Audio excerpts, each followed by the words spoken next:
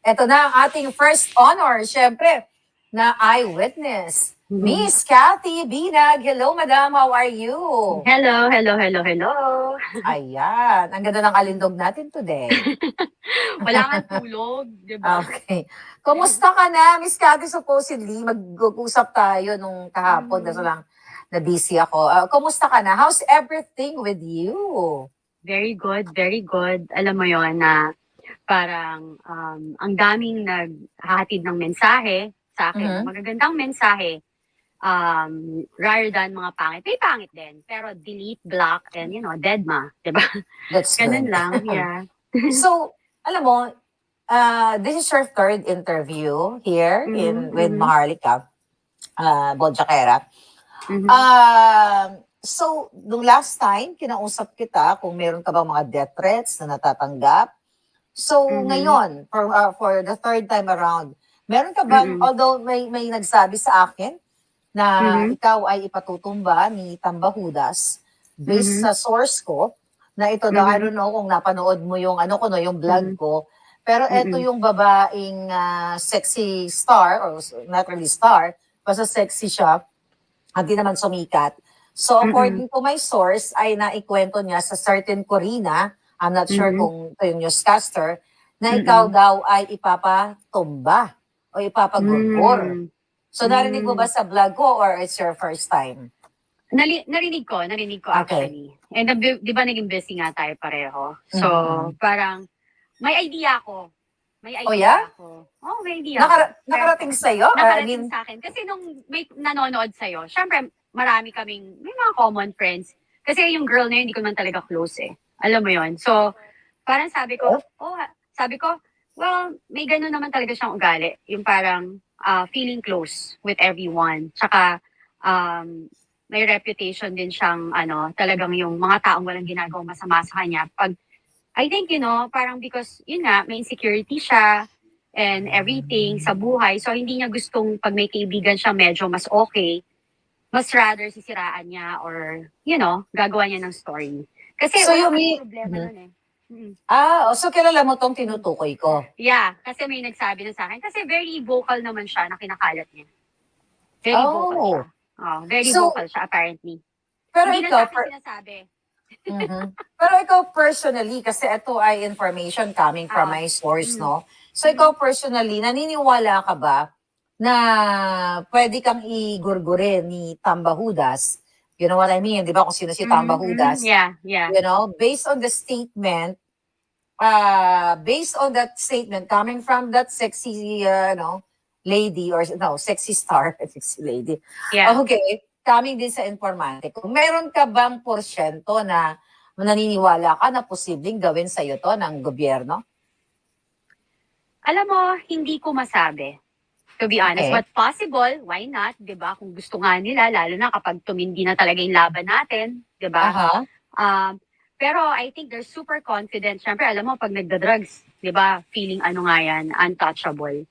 Alam mo, Yan, ganun kasi yung ano. Mm. pag nagpupulburon ka, no, talagang Oo. feeling nila nasa alapaap ka. Mhm, So, mhm. yes, it's possible kasi, pag mga ganyang threats, hindi mo dapat yan ibaliwala.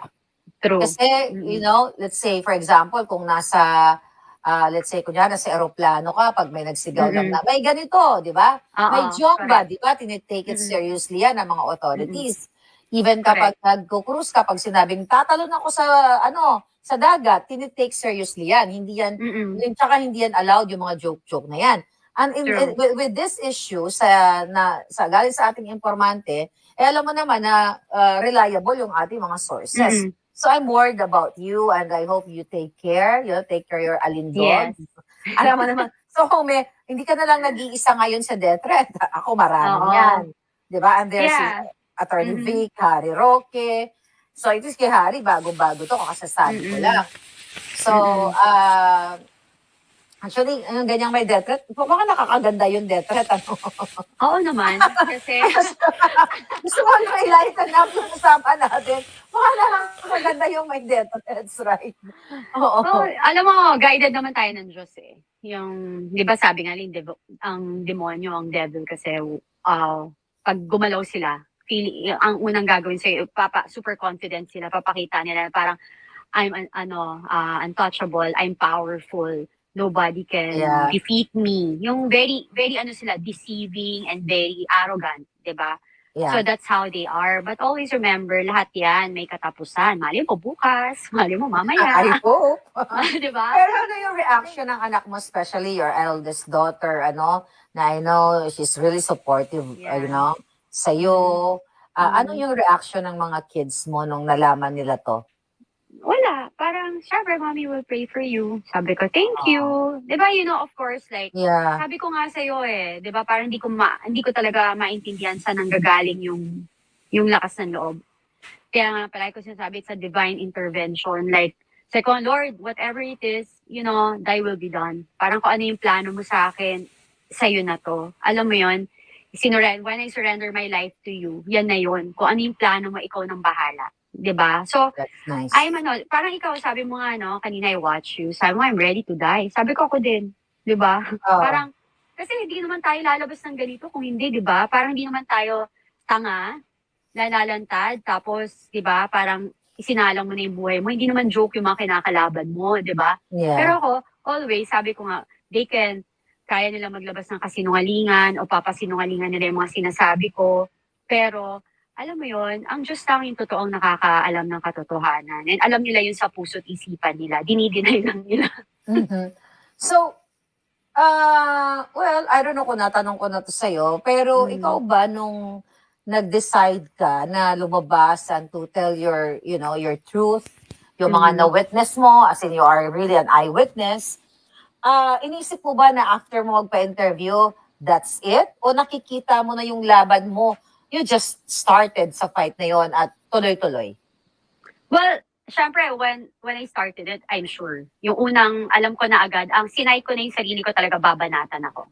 Ng mga trolls, ng basher, and I'm ready. Parang sa akin, parang, sige, yun nga, like what I said, parang, okay, Lord, kung gusto mo to, eto na, okay, gabayan mo ako. Like, give me wisdom, discernment, and everything. So, that is why, ever since lumabas ako sa'yo, hindi ako basta nagpapa-interview kung kani-kanino lang, di ba? Kasi, syempre, I want talaga na, alam mo yung totoo, yung kanilang intention, yung totoo talaga yung kanilang hangarin, hindi dahil like may personal na interest or like yung pinaglalaban, totoo. Kasi sabi ko nga, hindi ako politically motivated, di naman ako politician. Yung vengeful, Diyos ko naman, di ba, ngayon pa ba ako magre-revenge? Parang ang late naman, di ba? Tapos nagka-jowa ako, di ba? Yeah. Alam mo yun, then, isasalang ko ba yung sarili ko dito in public, di ba? Yes. Yung parang, yung papayag akong, You have your family, your kids, yes, diba? isasalang. At saka, go ahead. Parang ipapahiya ko ba yung sarili ko, i-risk ko ba yung buhay ko, i-risk ko ba na insultuhin ako, and payapayin ako ng mga tao, gawan ako ng kwento. Alam mo yun, parang, hindi naman ako tanga, di ba? Parang hindi, alam ko naman na gagawin. Nakakatawa, yung madalas pang tumitira sa akin, titingnan mo yung itsura, at saka alam mo na, I love how it unfolds on its own. Tingnan mo yan. O, diba? Galing. So, since we're co-sleeping with our kids, we use a king-size bed. Sobrang ganda talaga ng material nitong mattress na to. Meron siyang spring and foam on top, kaya sobrang lambot talaga. We've already tried Emma Original Mattress before, kaya confident ako i-share sa inyo na sobrang ganda ng quality ng Emma Mattress. Of course, we need to try the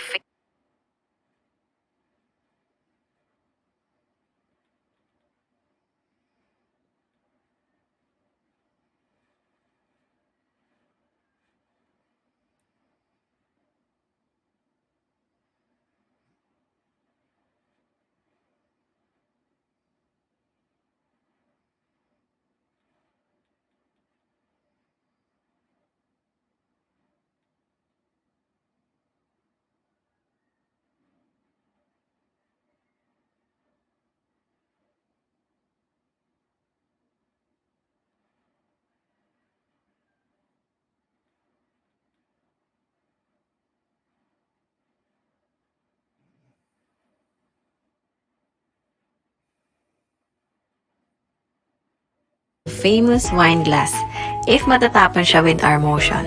O diba, ang galing talaga ng motion isolation ng Emma. Perfect to sa mga may katabing magulo matulog.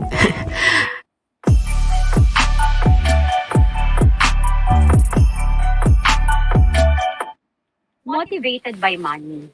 Makikita mo naman the way Yeah. way they see things and say things. Yeah. Yeah, well, with your circle, hindi naman kaila sa iyong community na ginagalawan, talagang you are well connected with celebrities, business persons. So, may mga nag-attempt ba na or nagpadarating ng mensahe sa'yo na connected dito kila Voltes 5, kay sa iyong ex o kila Marcos Jr.?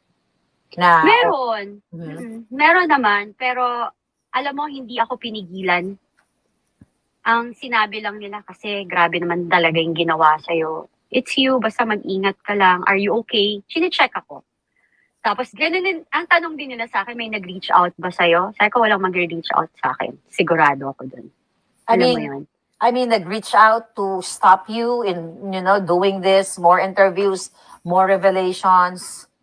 Well, yun nga, sabi ko sa'yo, parang, in a way, a little bit, pero parang nung sinabi ko na I'm just telling my story for people, yung mamamayang Pilipino, malaman nila na may talagang yung nangyayari ngayon is like a bully, bratty way of like, yung mayayaman na brat na bully, na may bisyo. Gawain nila yan Sabi ko, gusto ko lang makita nila na I've seen it and nakikita ko yun how they handle things. Okay. So, yun. So, parang sabi, tas after nun, sabi nila, well, you're our friend, we're just, nag-concern lang kami sa'yo, but, of course, parang alam din namin yung nangyari sa'yo, tsaka ginawa sa'yo, ikaw yan. Sabi ko, oo, pag-pray niyo na lang ako. Sabi ko, pag nategi ako, basta alam ko na may maganda ako nagawa. That's Ay, true. hindi nangyayari. Hindi ka naman Hindi basta-basta nangyayari. matitegi. Kasi Ay, hindi. tayo ang titegi sa kanila.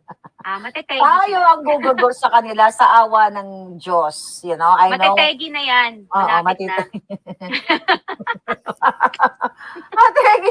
Mategi na yung mga bangag. One Mategi thing na mawala na sila lahat ng power and money. Yan kasi yun Yeah, alam mo, Miss Cathy, one thing I like you, kasi nakikita ko yung sarili ko saka sa'yo. Sabi na ng internet, talaga nakasmile pa tayo. Ganun talaga dapat ang mga palaban. So, first forward na ako. Kahapon, nagkaroon ng quad hearing kung saan pinag-uusapan nila doon yung patungkol sa problema natin sa Pilipinas, patungkol sa pogo, sa pulburon, iba't ibang klaseng pulburon o illegal na asin. So, na-vlog ko nga kanina na yung kanilang, ang tawag ko ngayon is, hearsay witness. Kasi dinadrag o ini-implicate ang mga pangalan, particularly ang first family, na doon sa hearing na yon talagang naipaliwanag ko nga kanina na hindi nagko-corroborate o nagmamatch yung mga, hindi nagkakasunod yung mga thoughts. Na itong itong hinugot na witness o the star witness laban nga sa mga pamilyang Duterte. Kasi I know that for a fact, maybe you have more knowledge than me, no? Na talagang gusto nilang itumba or sirain, gurgurin ang pamilyang Duterte. So, my question is, binigyan ng limelight ng mainstream media etong si hearsay witness. And the issue there is about pulburon, whether maliit na sachet ng pulburon or malaki o tunito-nilada, the issue is pulburon. So binigyan, hinugot nila sa preso itong taong ito para mag-witness laban dito sa mag-hearsay witness laban kay Congressman Pulong Duterte, sa asawa ni Inday Sara. And obviously, that was the intention, para tirahin. And there you are, there's a Cathy Binag telling to the whole world na na-witness mo, hindi hearsay witness, but na eyewitness na inabutan ka mismo ni Liza Araneta Marcos ng pulburon o inalok ka niya, pero tumanggi ka. At sa maraming pagkakataon, nakita mo, doon sa mga nakaraang interview natin, itong mismong presidente ng Pilipinas na sumisinghot ng pulburon at minsan naiwanan pa yung residue dito. So ano yung naramdaman mo na ni isang, mayroon namang media na nag-ano sa'yo, the Manila Times, Semanay and other media na hindi naman ganun katulad ng Mhm. engagement nitong mga malalaking Yeah. companies nito. Mhm. So anong naramdaman mo na ikaw, ang usapin, pareho lang na Yes. nagkukwento ka about sa Mm. first family, now the sitting Mm-mm. president. Pero dinedma ka ng media at ito binigyan Mhm. dito ng limelight. Ay, naramdaman mo nun? Kitang-kita mo na wala na talagang integrity yung government, yung mga mainstream media natin na I thought yun ang magtatanggol sa mamamayang Pilipino. Like, there's so much crime happening right now, pero mas binibigyan nila ng chance. Like, sabi ko nga, di ba, anong tawag nila sa akin? Ano ba yung paninira nila sa akin? Kabit, babae ni ganito, babae ni ganyan, may, you know. Yeah. Di ba, parang mas binigyan nyo pa ng limelight yung yung hindi siya ex-convict, convicted, di ba? Mhm. Na nagnakaw. Convicted by Tapos- life imprisonment? Oo, tapos parang binigyan nyo ng chance yon na ako abuse. Ang tawag dito, may totoong kwento ko. Then, I'm trying to like tell you guys that this is just a start. If you will not, parang tinotolerate nyo, kahit kayo mangyayari sa inyo. Maniwala kayo sa akin. Alam mo yon, umpisa lang to, ginagamit lang kayo lahat. Ginagamit lang kayo lahat, and kung hindi kayo maninindigan, domino effect yan. Alam mo yon. So parang ako, parang sabi ko, anong merong, what kind of government we have? Tapos parang nakita mo talaga yung dictatorship, andyan na. It's like, lantaran mo nang nakikita na, sabi ko nga ano bang problema nila? Di ba parang, dahil Duterte, ang feeling nila na magiging next president? Hindi nga. Diba? Yeah. Ang pinag-uusapan natin dito, yung corruption nila, bakit sila nagagawa mag-corrupt? Kasi nga mga addict, 'di ba? Yes. Kasi user nga, 'di ba? Kasi hindi na nga yung presidente natin nagpapatakbo ng gobyernong to. Kasi nga mga corrupt yung mga kasama niya. 'Di ba? Obvious naman look at that, what happened to health, yung natin, PhilHealth natin, 'di ba? Nag-iiyakan na nga yung mga doktor. 'Di ba? Kasi nga nagdodroga, kaya kaya nila 'yon kasi they need more money, you know. You're greedy You're super greedy with everything. Ano ba yung unang ginawa nung napaupo, 'di ba? They want to parang pahabain yung kanilang term. Second to that, pinaayos agad yung Goldenberg, party agad. Yeah. 'Di ba? Party agad. I'll talk about party later, ano? But, sabi mo nga kanina, sabi mas pinakinggan pa yung convicted felon, okay, kumpara sa'yo na isang abuse. Well, I'll talk about that, abuse. When you say abuse, gusto kong i-touch yung paano ka ba inabuso ng grupo ng mga Voltes 5 at ng ex mo. Kasi hindi pa natin masyado na na-highlight na sa taong bayan. So, paano ka inabuso ng grupong ito, ng grupo ng mga bangag? I was disrespected. I was like, tinawag ako ng mga bastos na salita. Ginawan ako ng mga story. Imagine, puro lalaki to ha. Tapos nag-iisa akong babae. Then, alam mo yun, parang pinagkaisahan ako. Like, nung naghiwalay kami, syempre ako, wala ako sa isip. Diba? Parang, gulong-gulo yung utak ko. Imagine, 10 years kayo nagsama. Tapos, diba, sabi ko nga sa'yo, parang, yung I thought, yung mga kasi wala ako talagang friends. Kasi nga, hindi ako pwedeng magka-friends. Inaaway niya talaga. Parang, kailangan yung mga nagiging kaibigan ko, pili niya. So, iniwasan controlled ko niya. controlled Diktador. niya. Diktador. Oo. So, ako naman, Okay. para wala ng gulo, parang ako naman, buti na yung mga kaibigan ko, nakakaintindi sila. And syempre, yun yung tinatawag na good friends and educated friend. You don't tolerate, di ba, bad things na, di ba? So, ako yung umiwas, nagpaalam ako sa mga friends ko, ganyan. Naintindihan naman nila. Kasi sabi na, ikaw naman, naman, we will support you, nagmamahal ka, ganun. Anyway, so, nung naiwalay kami, I really asked, like, around kausapin siya, tigilan na ako. Sun damage causes skin problems. Use Pond's with SPF 50 and skincare ingredients. Pinapasundan nila ako. Parang yung kotse ko, pinaflat nila.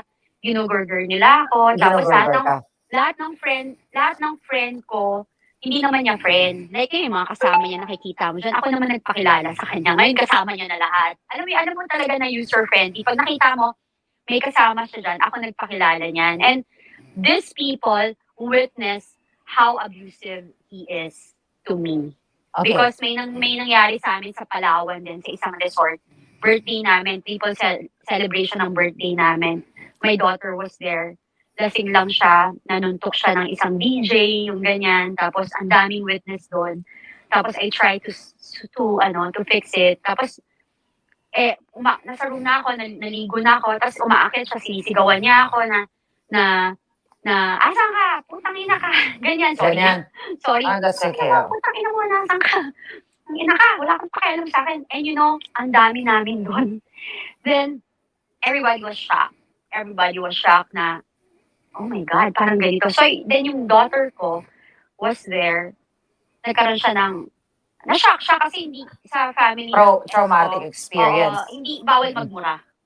Mm-mm. You get me? Parang bawal magmura. So, parang na-witness niya. She was really crying that time. Then, tapos yun, then hiwalay nga kami, tapos sumalapit ako, even may mga friend kaming lawyer na I thought na, di ba?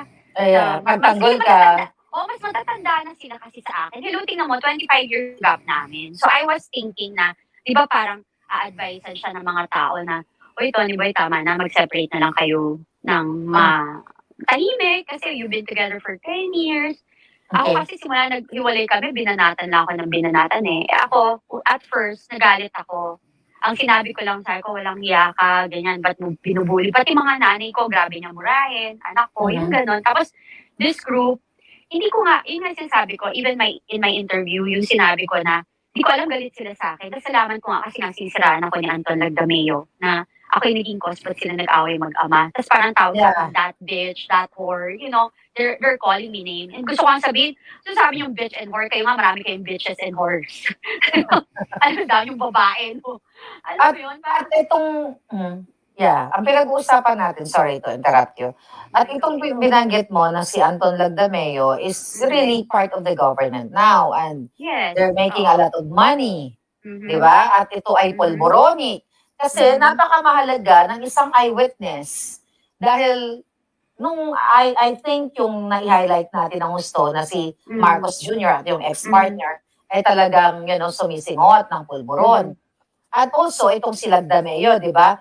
Ang tanong ko kasi yun sa'yo noon, I don't know kung tama, na ilang beses mo nakita na si Marcos ay nakasama, nag-jamming, nagpupulburon. So, mga sinasabi mga more than 5 times or more than 5 times. Si Lagdameo, kasi nga pamangkin siya ng ex-partner mo. Si Anton Lagdameo, na Special Assistant to the President, and making money, through taxpayers, Yeah. na sinasabi mo din na nakita mo na nagpupulburon.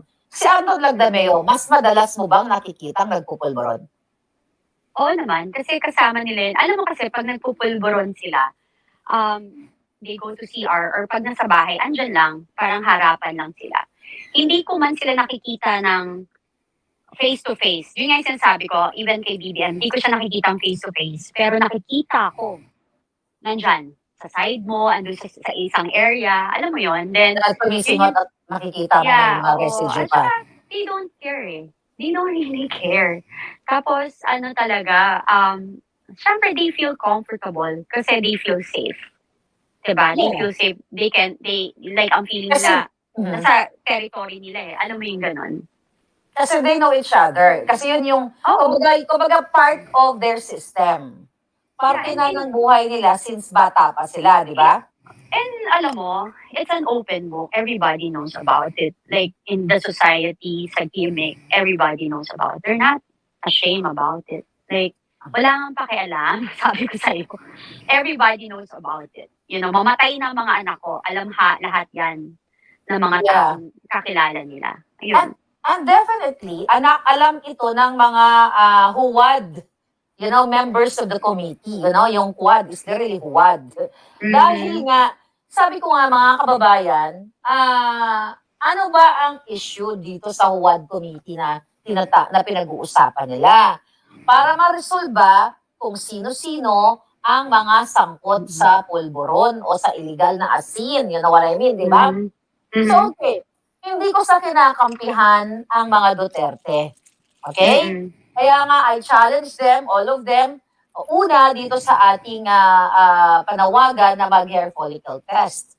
Kaya nga, Cathy, di ba, tama ba na kung talagang itong hearsay witness nila na hinugot mula sa kulungan at pangalanan, okay, itong sila Pulong Duterte at sa Mans Carpio, na sinabi daw sa kanya, okay, na mag-ingat ka dyan. Huwag mong babanggitin ang pangalan ng mga yan kasi magugurgur ka. Okay?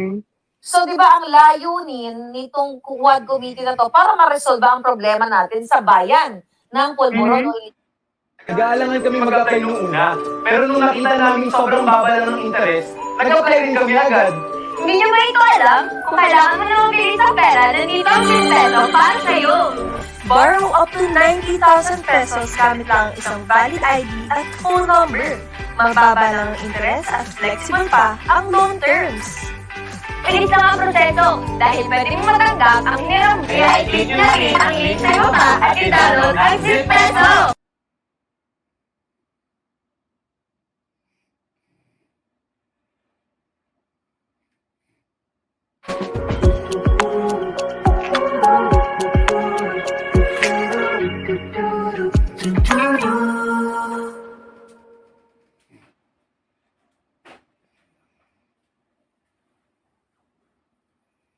illegal na asin. Mhm. Pero bakit nga uli ayaw kang ipatawag? Kung gusto nilang talagang puruhan ang mga Duterte, dapat pupuruhan din nila ang current, ang sitting president.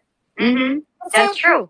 kung tutuusin, hindi na threat ang ipagpalagay na natin. Na kunyari, totoo yung kasinungalingan ng hearsay witness, right? Mag-agree ka sa akin. Sige, nangyari yun, then let them panagutin sila. Pero ang pinaka-importante ngayon, si Martin Araneta, okay, na kapatid ni Zatanas, na napangalanan yan ng NSC, I don't know if you're familiar about that, ni Rita Carlos, nung siya ay nakaupo pa sa National Security Council, then, ito, statement mo, ayaw nila ipatawag. So, they're really selected, di ba? This is a double standard government and leadership. And I'm so glad na magkakaroon ng eleksyon. Alam niyo ho yun na magkakaroon ng bagong botohan. So, at least nakikita ng tao. Sabi ko nga siya, may way ang Diyos para ipakita kung ano yung dapat. So, kung ngayon, akala nila nakakalusot sila sa ginagawa nila, eto rin yun. Parang, okay, feeling nyo walang magagawa yung mamamayang Pilipino. Paano kung sa eleksyon, yung mga mamamayang Pilipino mas matalino na? Mababayaran nyo pero hindi kayo bobotohin. Alam mo yung ganon, diba? So, Yeah. yung una to. Second to that, parang I don't get it talaga na andyan na lahat eh. Alam mo yung PDEA leaks, andyan si very close to them. Eto kami, very close kami sa mga yan. Pero yung Congress, walang ginagawa, yung Senate, di ba, parang, I don't know what's happening with you guys. Parang, magkano po ba? Magkano ba? Magkano po bang, Sumangal sa mga bets. parang, I'm sorry but I'm not sorry. Kasi, nandiyan na lahat. Kami, dapat, di ba, yung witness na to, may criminal case. Di ba? Tapos, Hindi lang siya criminal case, convicted na nakakulong ang life sentence. Ayun, I'm sorry, may convicted na life sentence. Mali mo naman, tinrep yung pamilya kasi ginawa rin sa akin yun. Matapang lang ako na sabi ko, subukan mo lang. Subukan mo lang, sabi ko sa kanya.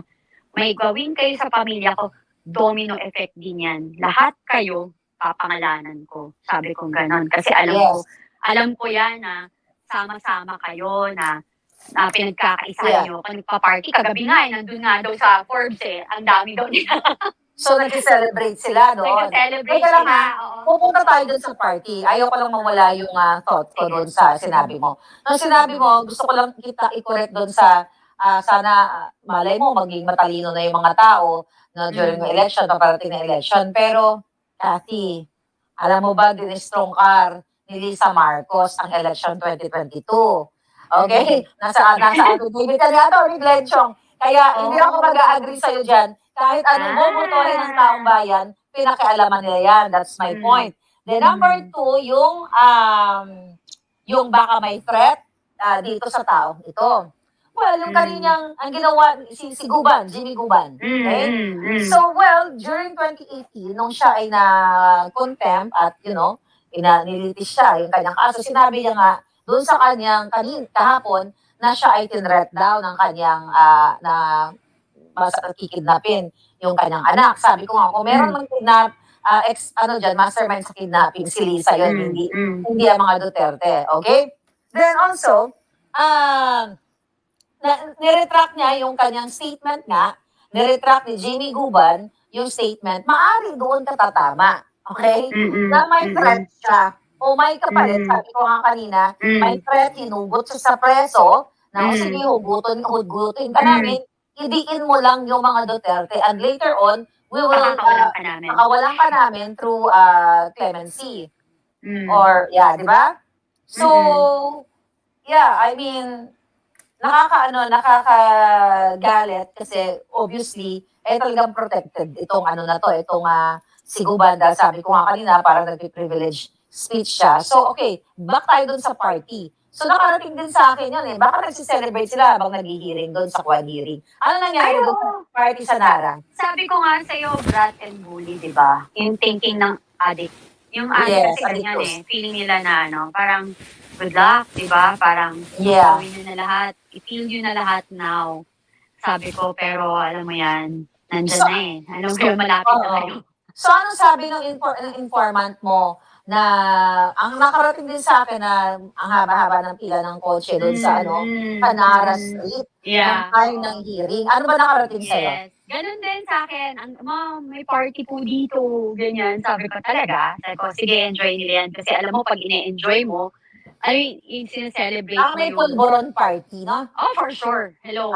Lagi may buffet. May buffet. Diba? Oo naman. Kasi way of life na yan. Sabi ko nga, mali mo rin, kaya pinapatagal, kaya hindi sila takot sila sa hair follicle. They're trying everything to detox. Naghanap sila ng weight. Alam mo yon parang then after, biglang, okay, ready na kami. So sabi mo nga sa nakarang interview mo, yung, tama ba yung iyong kasabihan na yung puno? Pag matanda na, pag matanda na at nakabaluktot, mahirap na kung ituwid. Kaya nga, with that kasabihan, I don't think na makakapag-detox pa sila. Di ba? Kasi hindi na, matigas na yung puno Kasi kung gusto nilang magbago, dapat before the presidency, di ba? So I think during that time, nung nagpa-party sila habang nag-hearing ang mga hunghang doon sa Bacolor, Pampanga, talagang naglalatag sila ng buffet. At so, walang kwenta talaga yung sistema ng government natin kasi napakalaking tao na sinabi mo ng mga na-reveal mo na yung si Altenco, na-meet mo ba, by the way?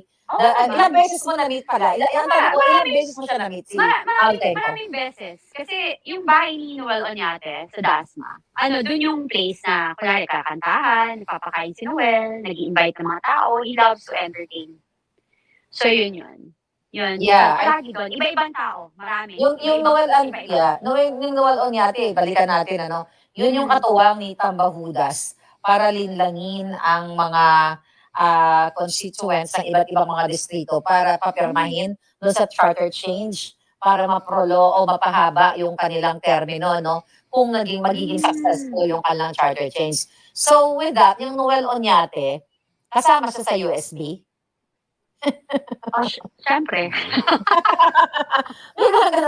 Kasi nabanggit mo. So, balik tayo dun sa party. So, madalas nagpapaparty, nagkakantahan, di ba? Pag ganun ba, pag may party, laging may pulboro na nakahain? Oo naman. Kanya-kanya yan Sabi ko nga kasi way of life. Di ba? Way of life. Ang territory nila yon. So, they're really doing it naman. Di ba?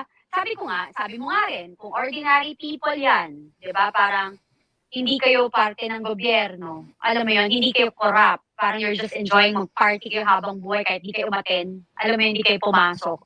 May magagaling kayong empleyado dyan. Pero, kapag nag-work ka sa government, tas then you're doing this, nangungurakot ka na, nagsisinungaling ka, nananakit ka, wala kang pakialam. Did you see that? How Di ba yung parang ang tawag ng Human Rights Committee, parang yung KOJC, they don't care about KOJC. Diba, tao din yung mga yan. At saka, mga pastor, mga, nagbibigay, nag-share ng salita ng Diyos, tapos wala silang pakialam. Alam mo yun? Kaya nga sabi ko, kinikilabutan ako sa kahihinatnan nito. Kasi, nasa Bible din yan eh. Di ba? Parang walang naghahiyahiyaan ang nagwagi.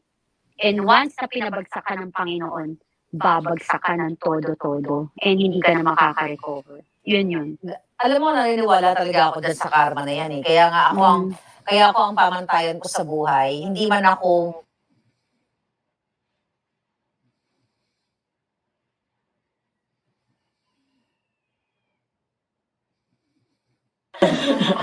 Sabi dito pa Hello?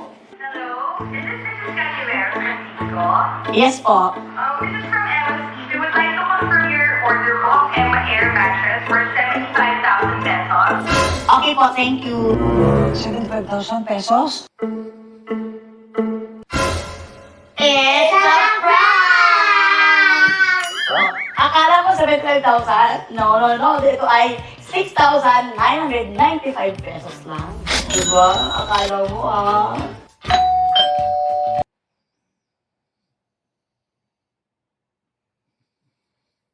New Glutathione SPF 50 with the power of hyaluron and a non-sticky sunscreen. Get our best sun protection with expert hydration. Wanna step out, but hate putting on sticky sunscreen? Not anymore. Introducing the first ever Vaseline Glutathione SPF 50 with the power of glutathione and a non-sticky sunscreen. Get our best sun protection with expert hydration. Biblical na person at I don't go to church regularly. I think long time ago na ako hindi nakapunta sa church. But again, yan yung pamantayan ko sa buhay sa mga anak ko na you do good. Huwag kang gagawa ng mali, lalo na huwag kang mananakit or gumawa ka ng mali. Huwag kang gumawa ng mali laban sa iyong kapwa. At naniniwala talaga ako sa karma kasi sabi ko kakarmahin ka, no? Yeah. So, Totoo yan. So, right now, well, I think kinakarma naman sila, yung mga pamilya ng Bangag. Kasi the fact na si Marcos Jr. at si Zatanas ay talagang addictus benedictus, pati yung anak, di ba?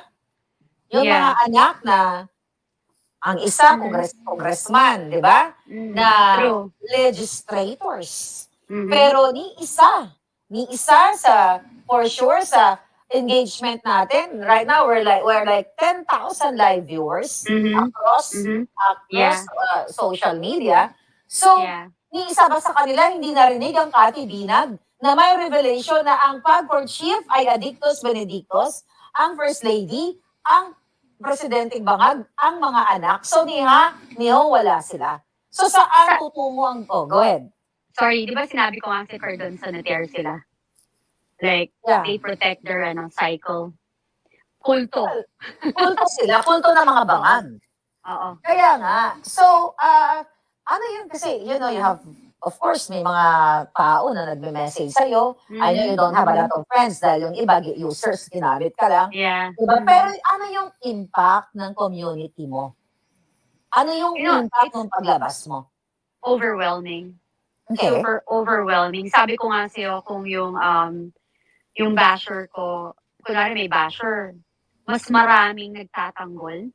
Alam mo, hindi ko makita or maybe takot talaga silang tirahin ako kasi mas nakakatakot kasi yun. Kasi baka pag the more ako nagbibigay ng names diba? Kasi yes. Binabayaran nyo to ganun Kasi yung mga statement kasi at the end of the day, balu-baluktot. Alam, tsaka ang daming nagtatanggol lang sa akin talaga. And kapag talagang sabi ko nga, and maumay na sila, na kapag talagang yung Diyos, guided ka, hindi talaga mananaling kasamaan. Tapos, di ba, ba't sila nauumay pag binabanggit yung Diyos? Syempre, may evil sa katawan nila. Yeah. Nasasaktan sila. Baka masunog sila. Ano yun? Di ba, parang, Jesus, meron pa nga nagsiba, nakakaya ka, minumura ka ng minumura. Sabi ko, pagdadasal po kita. Talaga, ayaw mo na ignore na lang yung mga... in-ignore ko. Ako na lang ang gaganti sa kanila ng mga Dotang Genemes. Alam mo na ang favorite. Hindi ko naman sinagot. May paminsan-minsan lang yung kunwari sa akin. Siyempre, nag-worry yung mga supporters natin. Nag-worry sila, baka magurgur ka. Ganyan. Sabi ko, bago ako magurgur, sila muna. Kasi yung Diyos, Diba, papakirin sila ng Panginoon. Alam mo yon, maraming anghel dyan sa paligid. Pag maraming nagdadasal sa'yo, hindi ka matatamaan. Sila tatamaan, magbabounce back. Ganun yun, Yes. naniniwala ako dun. Yes. O, diba? Alam mo, Ang cute ko pa rin. kaya, shot sila. Oo. Shot sila, cute. Di ba cute Oo. pa rin tayo? Yan, very New York ka na, very bangag. Very bangag. Gusto? Okay. So, Gusto ko na maging pulube. Kung ganun lang din yung magiging ano. gusto mo na status maging ko. pulube kung ganyan lang Oo. din. Mm. Okay. Na-discuss na natin yung isang Yeah. malaking revelasyon na ang pamilyang Marcos Araneta Romualdez ay mga bangag pala. Bangag, yun ang ikaw nag-discuss. But no, the Romualdez, no, hindi pala. Ang Araneta Marcos lang. Kasi wala kang, tama ba? Wala kang na-witness na mga Romualdez na nakita mong nagpulboron? Like, Wala. kamag-anak. Wala talaga. Wala, sabi ko naman sa interview ko, even si Martin, hindi ko siya nakita eh. Pero Again, na-meet mo siya in yeah. person. Oo naman, several times. Okay. Several times. Alam mo, I really like him before. Okay. Kasi, na-meet ko siya, mabait siya eh. Hindi ko, nagulat ako. Front lang yun. Front lang yan. Walang mabait na magiging kasabwat ng mga kung ano-ano. I guess, you know, you're right. Kasi, sabi ko nga sa'yo, kasi wala sa akin masamang tinapay. Feeling ko, pag mabait sa akin yung tao, magiging mabait sa akin. At saka when you're matanda ka, kasi ganun yung ano ko, yung paninindigan ko sa buhay. At alam ni Tony Boy yun, hindi niya ako, ang away namin, hindi niya ako mapipigilan pag gusto ko yung tao. Pero, para lang hindi na niya pag-initan. Kasi, hindi niya ako mapipigilan, pero pag-iinitan niya. Iiwasan ko na lang. Ganon, no? So ako kasi, pag kaibigan ko, pagtatanggol ko, even employees ko, yung mga empleyado ko, they know for a fact how I protected them, especially pag nandun sa mga restaurants namin, kung nagwawala and everything, I really protect them. May mga times na gusto isara yung restaurant, kasi hindi na raw kailangan. Ako, hindi ko masara-sara kasi ang dahil mawawala ng trabaho, kahit na magbenta na ako ng gamit. Wow. Especially nung pandemic, that's what I did. Alam mo yun? Yun, minentain ko sila na sa abot na makakaya ko. Alam mo yun? Yun. Yeah. So, again, nakita na natin na talagang didedmahin tayo ng mga mainstream media at ng mga senador at mga kongreso kasi yun nga, mas pinili nilang humugot ng isang convicted at may life sentence sa katulad ni Guban. Pero balitan ko uli na noong January of 2023 ay tinatawag ng Committee on Ways and Means sa pamumuno ni Swansing ang walang iba kundi yung inappoint ni Liza Araneta Marcos na si Michael Ma at iba pang mga kasabwat nito. Sabi ko nga sa inyo mga kababayan, ay actually nakalagay yan dito sa book ni Attorney Vic Rodriguez. I hope mabasa mo na talagang si Michael Ma at ang ibang mga kasabwat ni Lisa Tanas ay pinatawag doon sa hearing na yon. Ang pinag-uusapan doon, smuggling. Okay? Lahat ng klase, agricultural, pulburon. So, dead ba sila doon? Hindi nila pinatawag, di ba? Hindi nila pinapatawag sa hearing. Kinancel nga eh. Pero mas nagbigay sila ng time ng mga hinugot na preso. So, we're not gonna rest our case, okay? We will continue to fight. We will